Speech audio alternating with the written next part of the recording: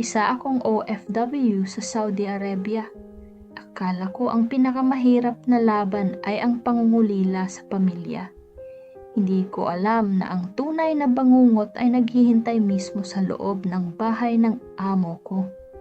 At ang sikreto kong iyon, itinago ko ng maraming taon. Kung gusto mong malaman ang buong kwento, panoorin hanggang dulo.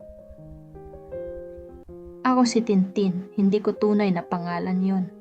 29 na taong gulang ako nang unang beses akong mangibang bansa sa Saudi Arabia bilang caregiver. Simple lang akong babae. Morena, tahimik, at hindi pa kailanman nagkaroon ng nobyo. Ang pangarap ko lang noon ay makapag-ipon para sa pamilya. Mabait ang matandang babae na inaalagaan ko. Tinatawag ko siyang madam. Pero may isa pang kasama sa bahay. Ang asawa niyang halos 50 taong gulang. Wala silang anak at 5 taon na silang magkasama. Noong una, wala akong napapansin. Pero habang tumatagal, iba na ang tingin niya sa akin. Kapag wala si madam, palagi kong nararamdamang sinusundan ako ng kanyang mga mata kapag naglilinis ako, kapag nagluluto, kapag naglalaba, parang hindi ako komportable. Isang araw inabutan niya ako ng pera. Hadi sabi niya. Akala ko normal lang yon. Tinanggap ko dahil iniisip kong baka bilang pasasalamat. Hindi ko alam na may kapalit pala ang lahat. Lumipas ang ilang linggo. Habang naglilinis ako ng sala, bigla niya akong nilapitan. Hindi ako nakapagsalita.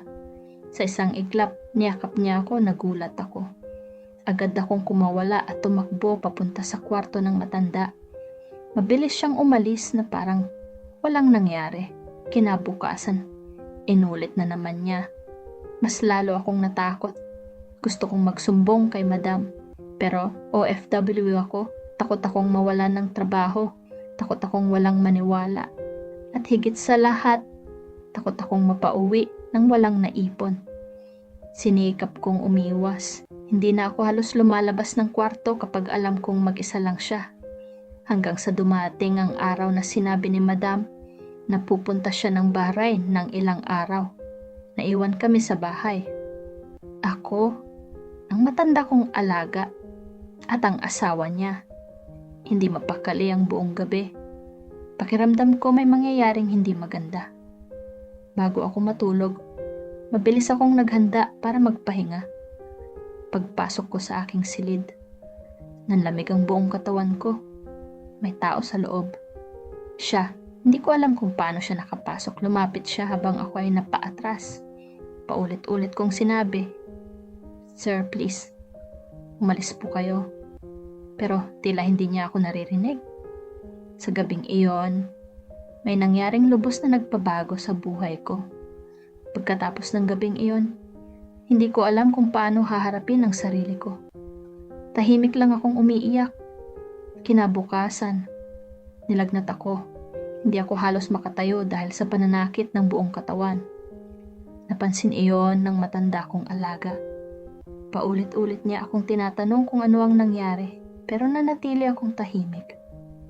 Habang iniisip ko kung magsasabi ba ako ng totoo, may isang bagay akong natuklasan na mas lalo pang nagpayanig sa mundo ko. At iyon ang malalaman ninyo sa part 2.